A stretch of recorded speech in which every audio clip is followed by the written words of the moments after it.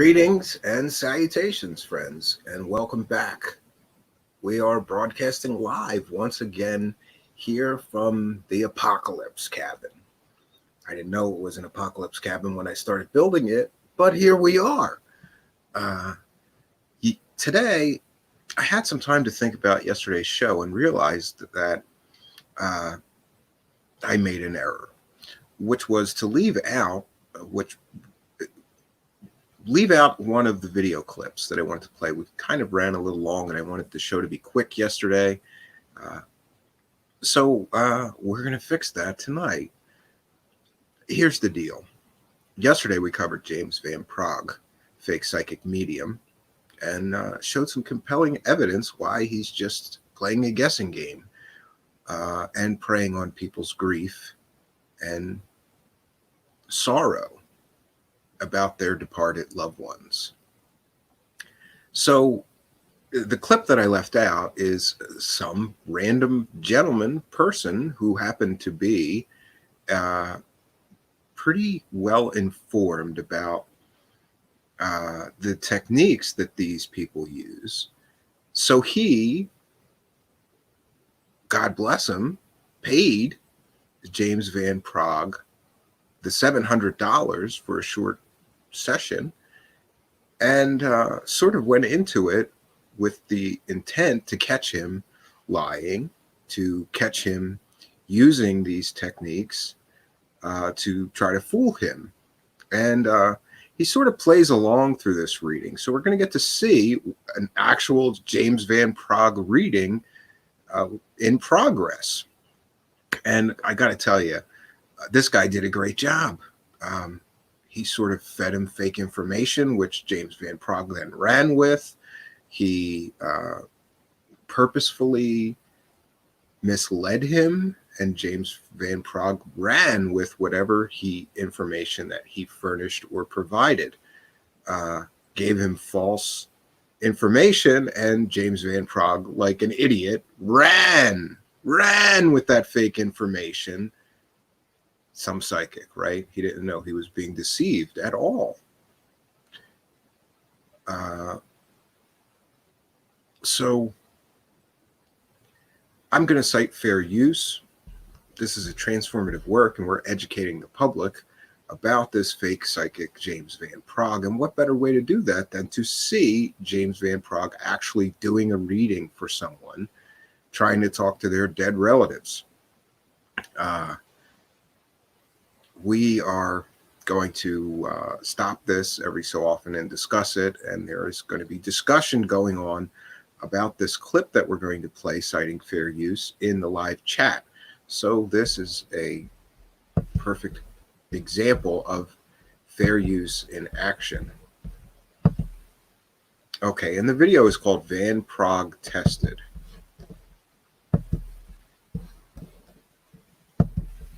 It's kind of long video, so we're going to try to get through it, though, because I think this is the most important piece of evidence that I shouldn't have left out yesterday because we were running long. But, you know, we're going to try to fix this now and cover this now. This, I think, is important and is worthy of being covered. We get to actually see James Van Praagh giving a reading and failing miserably at it.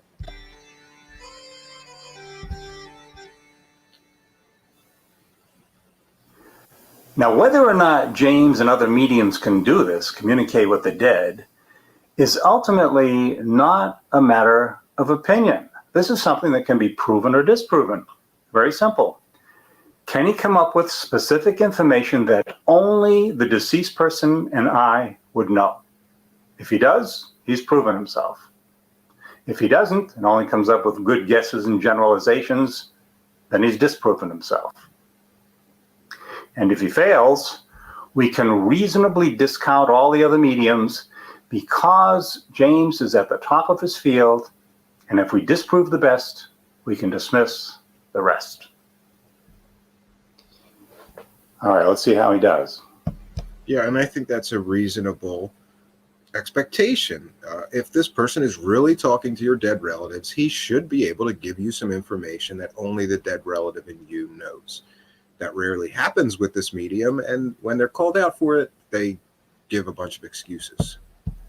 I think you're very, very sensitive, and I think you have an ability to connect with the spirit world. I really do. Do you have an older sister? No. Do you have a younger sister? I had a younger sister, yeah. You had, and she's passed on. Yeah. I get her right next to you on this side of you, this over here, your right side. Aha, the time-shifting technique. James immediately pretends to see my sister a split second after he finds out from me that my sister is deceased. Because I have a sister here, and she's very connected with you, so she definitely wants to come and speak with you, okay? So we'll get to her in a second, but I just want to continue working with you. Who is Edward or Ed? Do you know that name, living or dead? Edward? Edward. Boy, I So let me just work on that. Okay, so let me just first tune into your mother. Can I just work on her? Okay, right. Yeah. Got her. Okay, thank you. Got it. That's it. That's great. Yeah, and who would have known that all you need to do is look at a picture of a deceased loved one and you can talk to them somehow. And I want to ask you, was she raised by another woman? Was she raised by not her mother? She was raised by somebody else? Was she raised by a grandmother or an aunt or something? She was raised by her grandparents. Grandparents, thank you. Yeah. But she's spending time with them over there, too. Just to tell you that. Go ahead. I understand. But A good hit? No. Again, the value of a transcript. I didn't realize at the time that I had accidentally said her grandparents, and I meant to say my grandparents. In other words, my mother was not raised by her grandparents. She was raised by her own parents, my grandparents. But James took what I said and ran with it. So this proves that he's reading not dead people, but me, because he ran with what I accidentally said. And I'm going to ask you who the name, it sounds with an R, initial R in the name. An R. Again, these are generalizations. How many people know somebody that's dead that has the initial R? Probably a lot of people. And I don't know who Lucille or Lucilia or Lucina or Luciana or something this name is. Connected to my mother? Yeah. Can't think. Well, you'll have it on the tape, so you can play it later. Maybe Yeah. it'll be okay. So that's how this works. Sometimes I give you a name you don't know at the moment. But later you listen to it. Oh my God, that's that person. Does that make any sense? Nope. The dead people anxious to talk to us will bring up the names of tangential people we have to struggle to remember, instead of people we immediately recognize? That doesn't make any sense. What makes sense is he's playing a guessing game and making wrong guesses. Yeah, I understand that. And I want to tell you that she's showing me or giving me the information here that I'm listening to classical music. I'm listening to classical music. Note the technique here. Once he gets confirmation from me, you can clearly see me nodding my head as though I'm confirming it. Then he pushes it harder. That's what they do. They read and They then look for signs. The reading And of if the you give a client positive response, determines for them what direction they go in. And this is a very big deal. And she's just giving me this. Okay, I got to give this to you. So I don't know if you. Why is it telling me 2 years has passed? Something 2 years ago. From my mother's death? No, who died 2 years ago? Or why is it Who something? died 2 years ago? Who was just 2 years ago? My brother was just a few years ago. Notice that I deliberately said a few years instead of 2 years. A few years, hoping to give James some rope with which he could hang himself, and he immediately proceeds to do exactly that. Okay. So 2 years ago. Okay, got it. I understand. Got it. Yeah, it wasn't 2 years ago. So he's running with fake information and he doesn't know it. Thank you. Got it. Right. My brother died in 2007. 2013 minus 2007 equals 2. No, it equals 6. I am starting to get an inkling that maybe James Van Praagh is not reading the dead, and maybe, just maybe, he's playing a guessing game. He looks so I intent. understand that. Too. Look, Okay. I understand that. he's talking to the dead people. It's very funny. I'm trying to get a concept of what she's talking about. You know, it's not like, hi, how are you today? It's like a concept of a thought. And with the concept, so I want to explain how the process works. So the concept she's giving me is like, I'm crossing into a building and then I'm looking out and I'm seeing graves. But I have to go near a building first and then I'm seeing graves. So when she's with you, when you visit or go there, you must have to go by some kind of a building, and then you go see her. Yeah. Does that make sense to you? Yeah. Okay, great. Yeah, your explanation makes sense to me, but why my mother would communicate that to me makes no sense. If my mother communicated that she was very glad she was able to reconcile with my brother before she died, that would make sense. But to say to me, I have to go past the building before I go into a graveyard is totally pointless. That is useless information. And you'll find mediums do that a lot. They give you a ton of useless, insignificant information, proving they're just playing a guessing game. They're not reading dead people. Yeah, and it's interesting that, just about every graveyard I've ever seen has a building somewhere on it that you probably have to pass. So these are generalized statements. He's just using a pretty vague generalized statement to try to get a hit. Here comes the time-shifting technique again, getting some information from me and immediately pretending you got it from a dead person. And was there someone that took piano lessons? Took when I was young, very young, yeah. Yeah, because you're talking about the piano lessons. You remember taking the piano lessons? Yeah. Right. Now, who passed with a cancerous condition? Cancer. Was it a sister? Cancer? Yeah, my sister. Okay. Okay. Because I'm getting a cancerous condition. At one point, was there breast cancer with her? Yeah. Because that's what she's going on about. Okay, that's a hit. Doesn't prove anything, but that's a good hit. Was there anyone named Angela? Boy, all these names you're coming up with, I'm drawing blanks. Right, so you have it recorded, so listen to it later. He's And going batting zero Yes. on the names he's And mentioning. did you put lotion on her back or have lotion on her? No. And who's Joseph? Or Joe? Again, I don't have a Joseph in my family or a close friend or anything. So just Now, New Age believers who believe in this stuff have a standard all-purpose defense. They'll say, oh, well, of course it's not going to work for you. You're a skeptic. Your energy is all wrong. You have to be open for it to work. But they can't use that defense here because Van Praagh very clearly said, my energy was quite clean, that each of my people were right there next to him, and that they were coming in very strong, very strong. So believers can't claim that my attitude was undermining the process because Van Praagh clearly expressed that the process was working for over an hour. let me bring your dad in. Bring your dad in. Yeah, because he's right here. Yeah, I love how he has to ask him who passed on first before he decides who's there. Like he can't just, as soon as he begins the reading, say, okay, I have your mother, your father, your grandparents, your uncle. He has to ask or get confirmation for each of the dead people that he's pretending to talk to. I got it. Right. Did he own a company? No.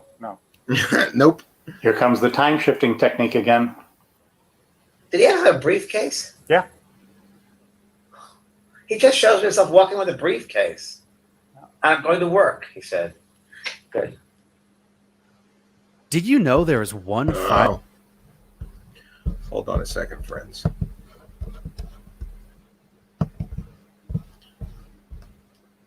I thought that this was not a monetized video, so you'll have to bear with me. I don't really want to listen through the commercials, and neither should you. This is an educational video being done for the public benefit, not for profit at the moment. So one second, let me go back to sharing the screen.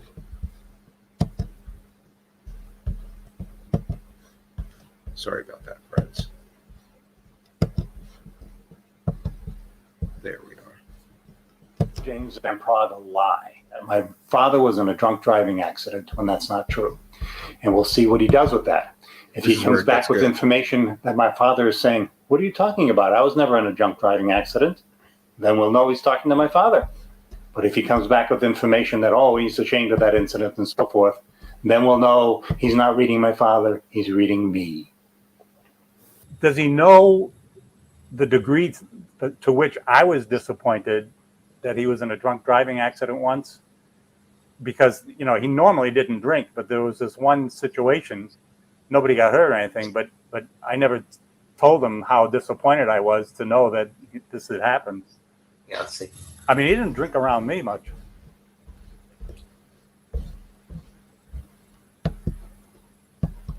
He keeps still going on about how I wish you could understand things differently, a little differently. So knowing things differently about him, and the dynamic with him and your mother, and the dynamic of him at work, and the dynamic of him having a family. So there's a whole thing which I don't know if you're even aware of is going on about. So I think there might have been some stresses and some pressures there. And he keeps on going on about how he was very sorry it hurt you, and he knows the embarrassment. He was sorry that something that never happened hurt this person. Yeah. He's totally failing. This gentleman fed him fake information, and he's running with it. And I just want to say, some psychic, why didn't he see this coming? On several occasions. My father never embarrassed me. Never. Even the time he honked for the car in front of us to move out into the intersection, otherwise we're never going to get in there. And the guy jumped out of the car and started yelling at my father. He did not embarrass me. I was proud of the way he handled that situation with grace. My father never embarrassed me. Because normally he was... He's ashamed of that. He's ashamed. Okay, yeah. He's sorry. He's ashamed of that. And please don't think of him that way, he said. James Van Prague, you're full of shit. Is there something very specific that would tell me, like, what my father's nickname was for my mother, or something that I would know for sure? Only if they brought it through. Now this gentleman is going to start flipping on James Van Prague and start demanding a little more. And it gets funny. James Van Prague just makes excuses for why he can't produce any tangible information that matters from this gentleman's dead relatives. Through. Oh. Because I'm not entirely convinced this whole thing works. So, yeah. So you have to read more on it, on the mediumship, and see how it works. You know, how they get through, and listen back to the tape, and see what has come through, and different things, evidential information. Okay, but I'd really like to have some sort of, I would like a proof of the afterlife. If I have like a list of 20 things that if any of these deceased people could say, that would prove it to me, because only I and them would know it. Like my father's, what my father did after he showered all the time, what my father's nickname was for my mother. Right. I can only give it if they give me it. I can't make it. I can't pull things out of thin air. I can't. I can't do that. But the personalities, that's what you really want to concentrate. You can't concentrate on one little thing because it's much more than that. Yeah, but I'm trying to establish afterlife. Right. And it can only be established by a very specific thing that only I and that person would know. For example, like what my father used to do for hours in the countryside when he was young. I like that he keeps giving him examples, trying to bait him into making a guess, but James Van Prague probably knows that his chances of making a successful guess on these options he's being offered are near zero, so he keeps stonewalling. Interesting. If you just say what that is, then I would know, oh, that's him. Right. But if I'm not giving it, if he's not giving it to me, I can't make it up. Well, why would you want to give it to? I mean, that would show it's him. I know. I just can't make it up. He's not going to present it. It's not like, hi, how are you doing today? It doesn't work like that. They're not on the same level that, hello, we are here. Hello, how are you today? It doesn't work like that. So it's more of a feeling. It's more of an impression. If the spirit does not project an image a certain way, and a certain way that the medium can pick up on it, it's very much like frequency. It's like a radio station. But the intention of the deceased person is they're clamoring to get in touch with me. They should say right off the bat, oh, this is me. This is the nickname my father used, that my Well, father that's used what to say? we like them to say, but that's not we would like them to say that, but they didn't. I mean, they don't. But the sister came to us who died of cancer. Now he's going to start rattling off the few hits that he did get or believes that he got. The other one, cancer, was so names came through or certain Well, situations. if she came through with the name of her best friend, that would do it. If she did, I wish she would have, but I don't know how many names that they came through with. I don't know. Well, you came through a lot of names, and none of them matched up. None of them.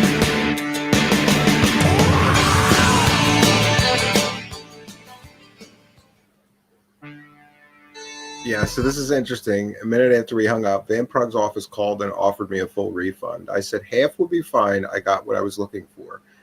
So, at least to his credit, I guess Van Prague realized that this gentleman was going to be very unhappy and offered to give his money back. I don't know how often he offers people's money back, but I don't think that he's been challenged very often in the middle of a reading like this. And kudos to this gentleman for doing that.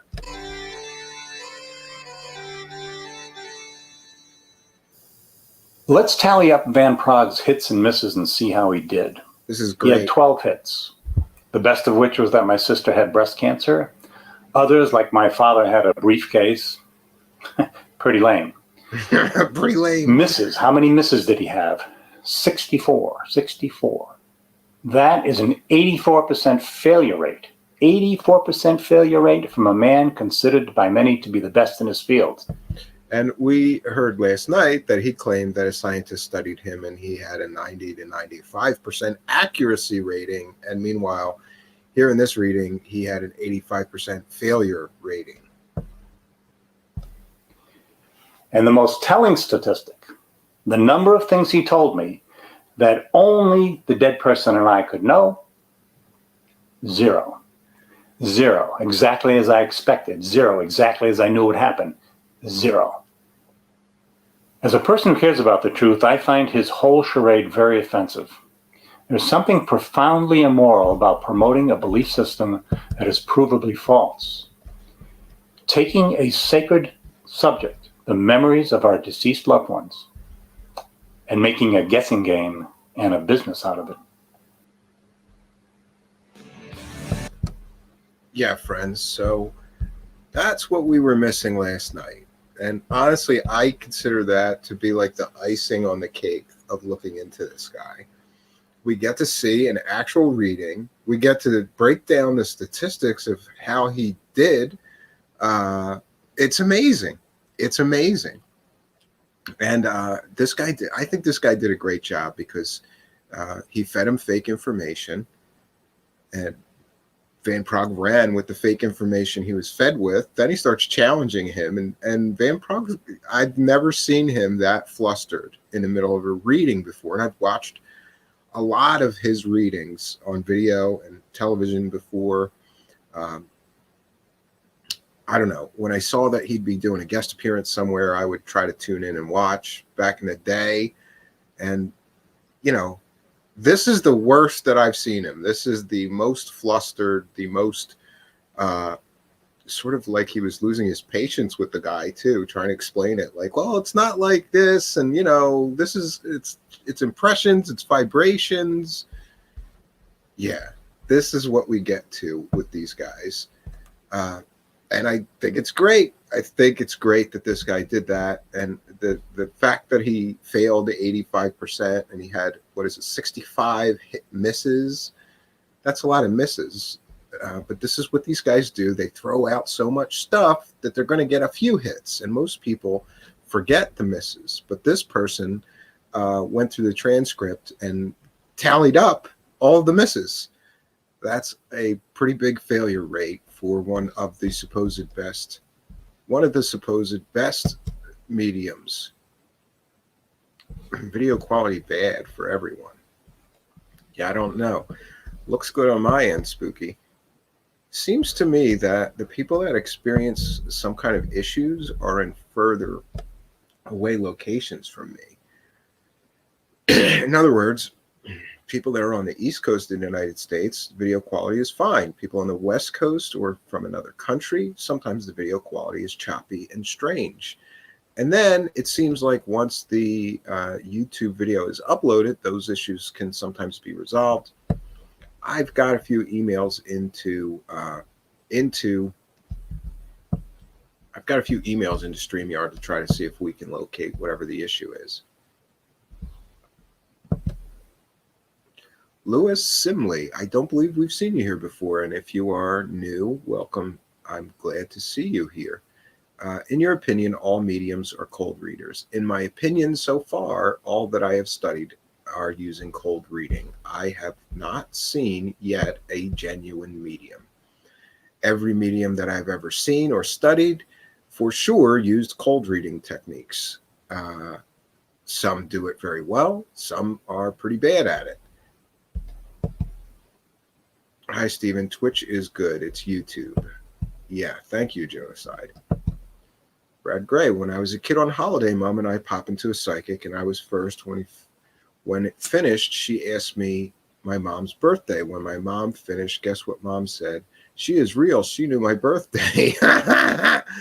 Yeah, that's the kind of tricks that these people are willing to use. It's pretty great.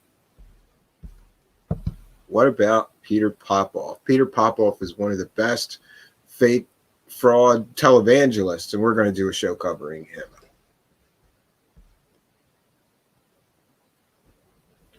Mark Tirana, the quality has been better. Yeah, I'm sorry about that, guys. I don't know if it's the internet here, but I do these speed tests before every show, and it's twice the upload and download that it needs to be, according to StreamYard, to get a good show. So it is what it is. Dan Hogan says the stream is fine. I'm on YouTube on my cell phone. Spooky quality is back to normal for me now. Yeah, I don't know what's going on with this. The issue is StreamYard, I think. I hate to blame them, but I mean, I'm paying for their service, and it's hit or miss. Sometimes it's great, and we don't have any issue for like a whole 2-hour show. And then sometimes we have stuff going in and out, and Carmen Ganjimi with an excellent. I've heard that some police departments have used psychics to help solve murders. Yes, there are.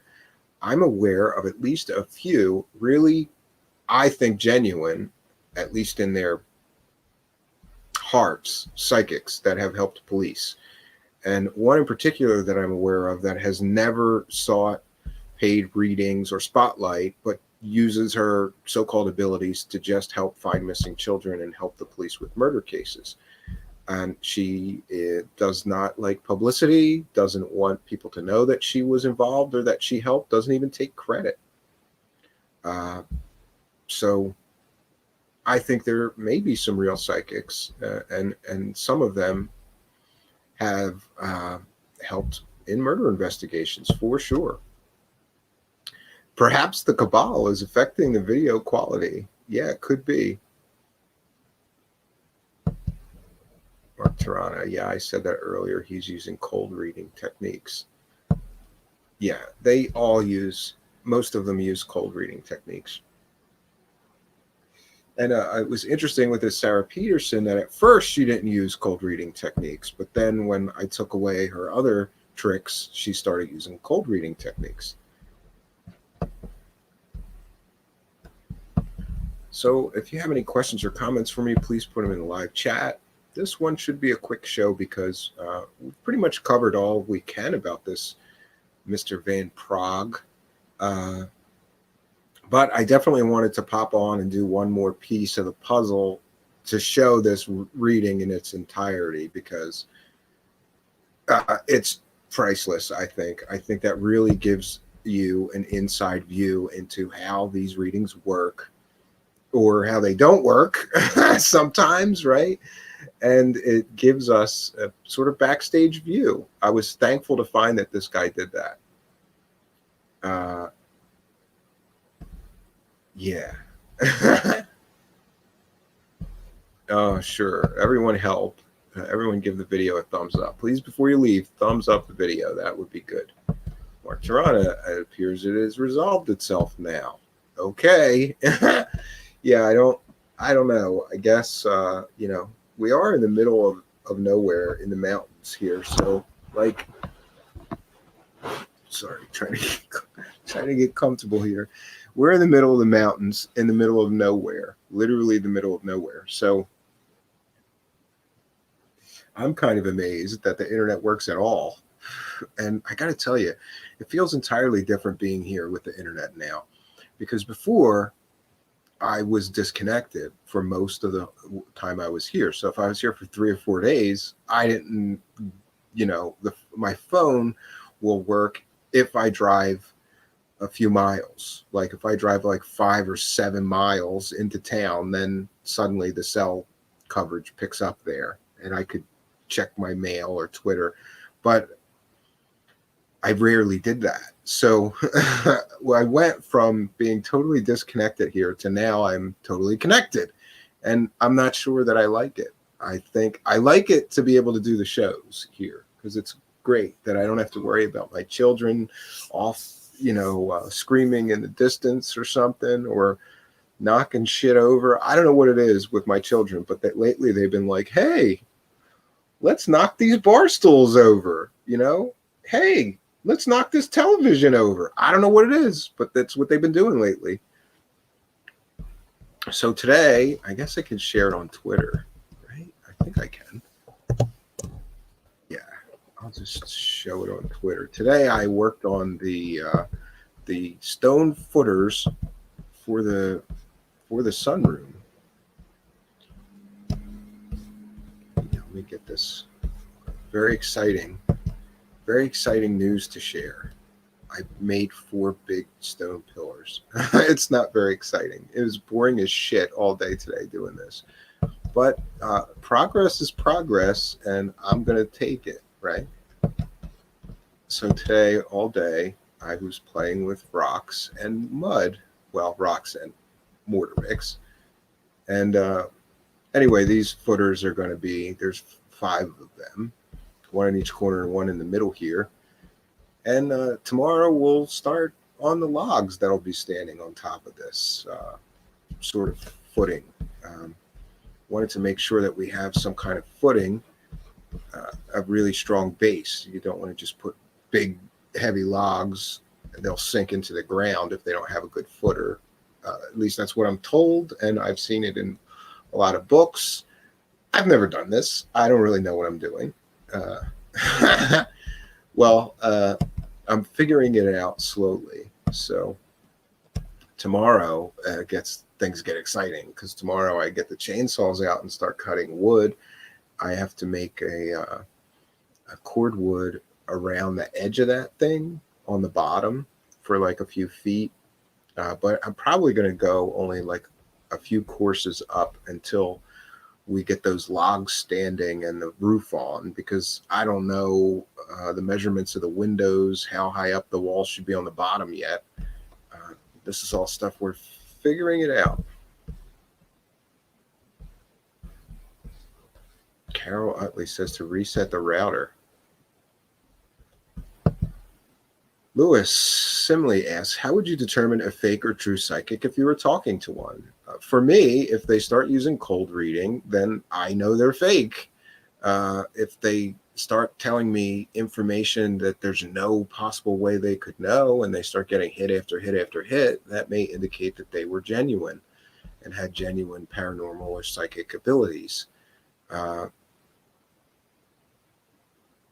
I guess just my own intuition, really.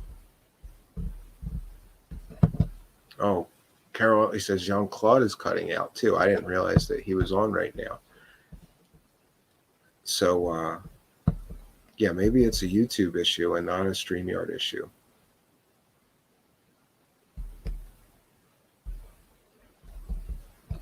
Mark Tirana says, I believe there are true psychics. I believe there may be. I have not found one yet.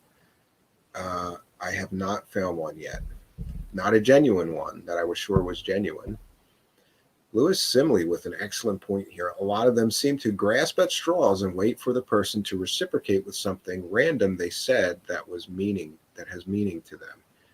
They respond upon that. Yeah, this is the method of cold reading. You throw a bunch of stuff out and you wait for a response. If the person starts nodding when you're saying something, then you run with that hit. If the person starts shaking their head no or looks confused, then you back up and throw out more shit, more guesses. Genocide. I was hoping old DW might be stopping by.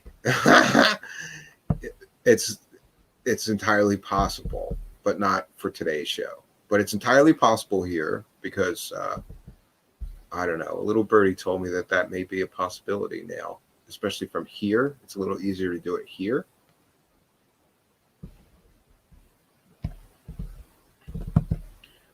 Dan Hogan, Stephen, are there any videos on the internet of you doing a past magic or mentalist show? Would love to see one. Yeah, if you go, well, there's there's promo video. I mean, I guess I could find it and share it. Hold on. Let's see. There's a promo video of a show that I did. It was like for promo. Does that make sense? Like,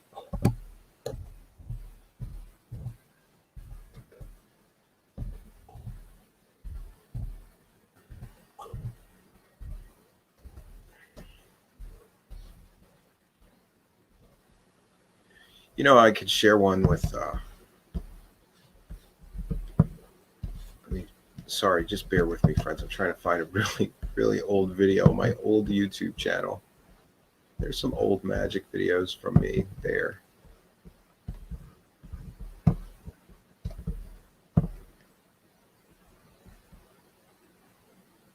One second here.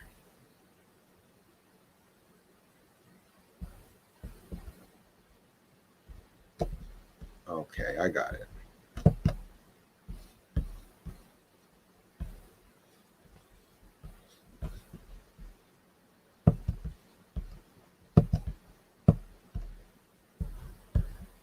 Okay, one second, just for you, Mr. Hogan. We will go back to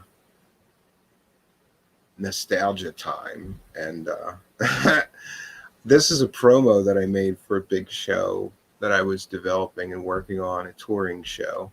And the gist of the show was that you were getting invited into the magician's secret warehouse where he developed the illusions and things. And yeah. Hold on one second.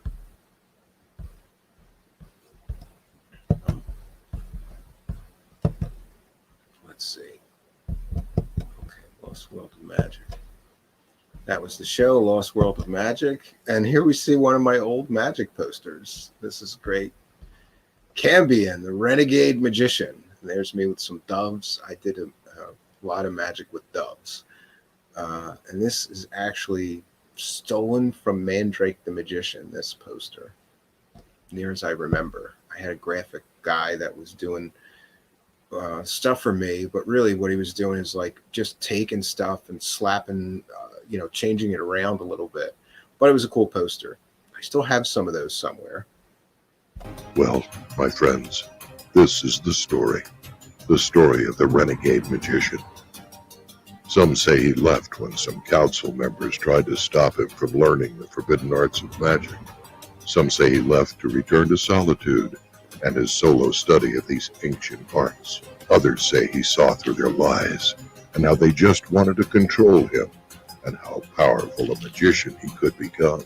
Since he left, most of the council has turned against him and branded him a renegade magician. Since then, he's walked the world alone, searching for secrets. Some say he bought a warehouse and he's been traveling, searching for secrets to store there. Many say he's using that warehouse of secrets to create incredible new illusions. And the council has done everything they could to stop him. This is my wanted poster. Friends, truth is often stranger than fiction. Most of what they're saying, believe it or not, is true. And the renegade magician, he would remain free at any cost. Because sometimes, the world needs a renegade.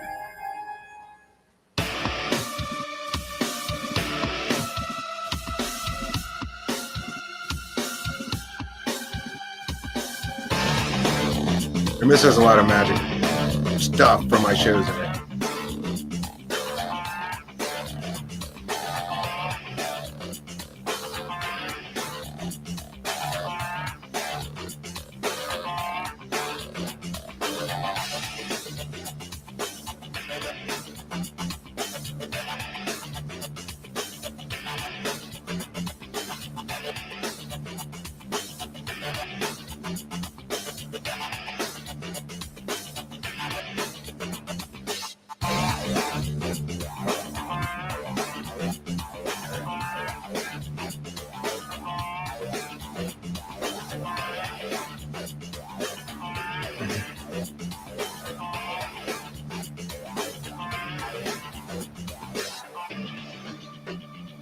Some of the projected ghost effects.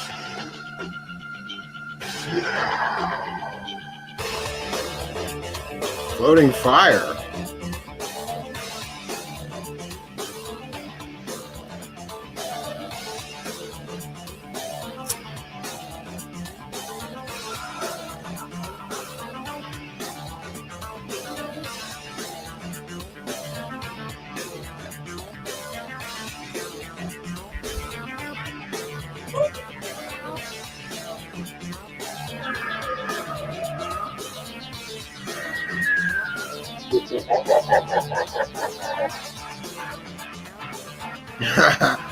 I use some of those lasers on our show now.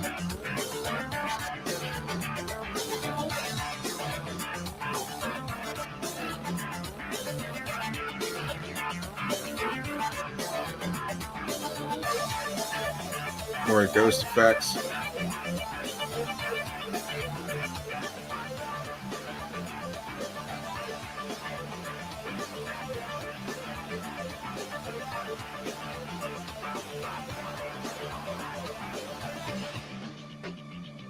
This one's one of my favorite ghost effects.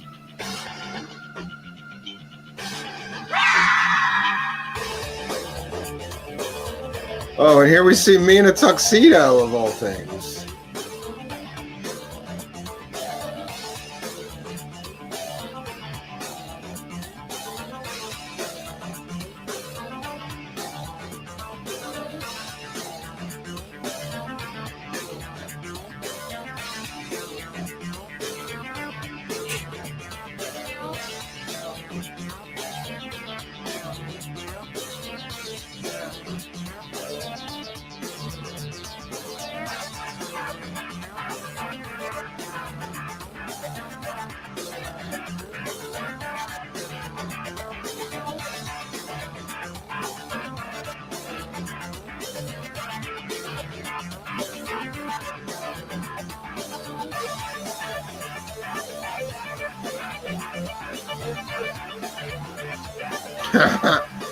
I miss that bunny.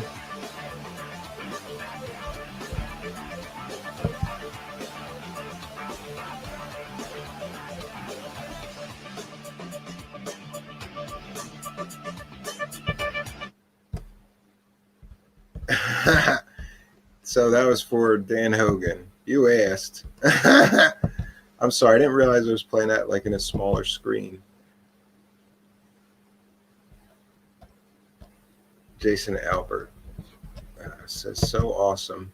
Isn't it funny and strange to go back and criticize your own work? Yeah, it's kind of hard to watch some of that stuff because, I don't know, some of it looks good to me and some of it looks not so good to me. Yeah, I don't know. Generally, though, I'm not like embarrassed of that. Lewis Simley looks like it would be a fun Halloween show. That's exactly what it was. It was magic show mixed with what was used to be called a spook show, which is you black everything out in the whole room, and then you can do projected ghost effects, and you can do like flying ghosts and all different things that you can do if it's dark enough. And we did a lot of different stuff like that. and ghosts made out of like all these different things, and then glow in the dark painted and held up on sticks and flying them around the audience, and it was pretty interesting concept for sure.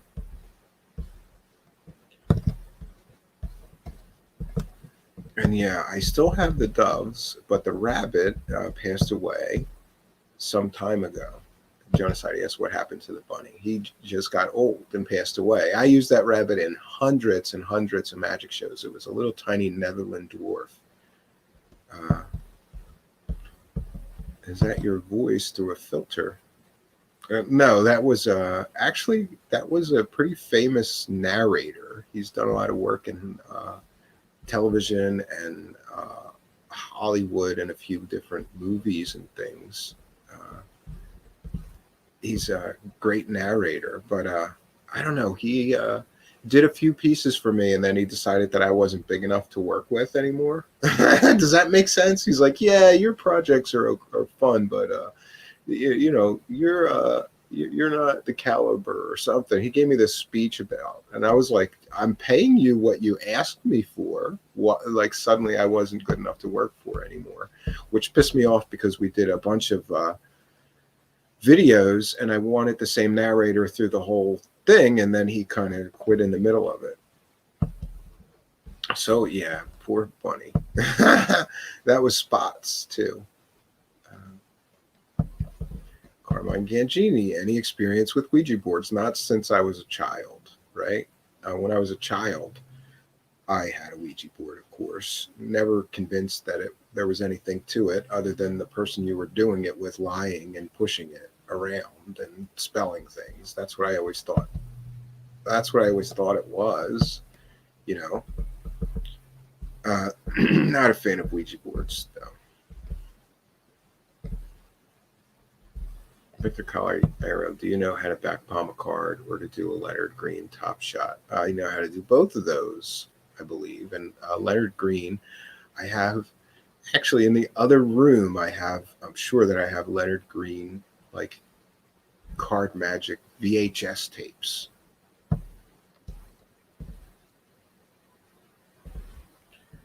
Victor, you were asking how my card magic is. My card magic is terrible. I've never been a card guy. Magicians there's all different kinds of magicians. People don't realize that, but just because you're a magician doesn't mean you're automatically good at card tricks. And for me, I don't know. I always thought that card tricks, you get one or two, right? You can do one or two, and then it's boring after that, no matter how good of a card magician you are. But there are guys that think that all they need is a deck of cards and they can do an hour show.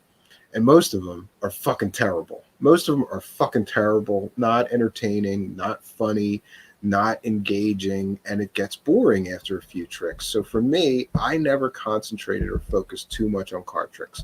I got a few, literally 3. I have 3 really killer card tricks that I do well. And that's it, because that's all I need. Every once in a while I learn some more, but do they go into my general location? Do they go into my shows? Probably not.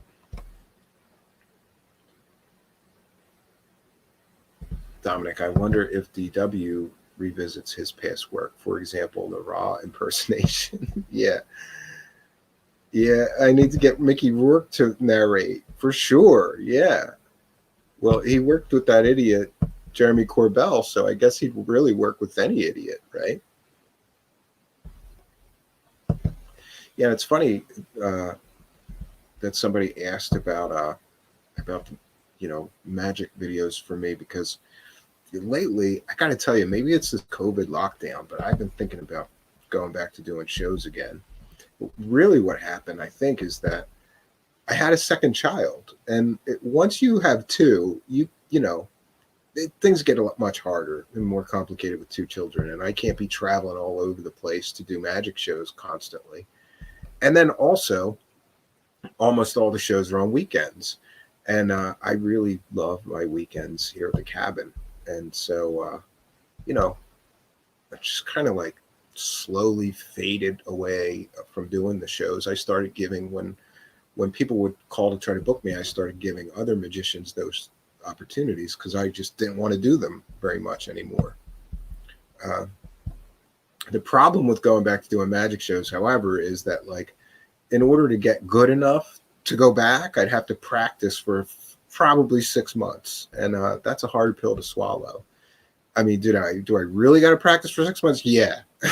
When you take a few years of that off, your hands get stiff and you can't do all those moves that you used to do anymore. And you got to work again on your hands. You've got to get your hands back again. I've known many magicians that took time off and then they got back, and they all had to do the same thing. It's like a process.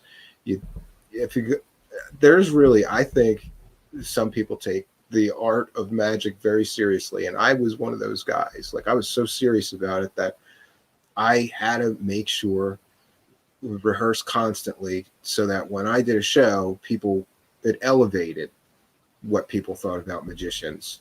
There's too many terrible magicians. Don't be one of them. That was always my motto. Jonas sighed, can you make CG and DW disappear, pretty please? I always, guys used to always, when I go show up to do a magic show, guys would always say, can you make my wife disappear? And I would always say, because I'm from Philly, I'd always say, not really. I'm not that good a magician, but I am from the mean streets of Philadelphia. And if you want, I know some guys down in South Philly that can make her disappear. They'll never find that bitch. And it would get a good laugh.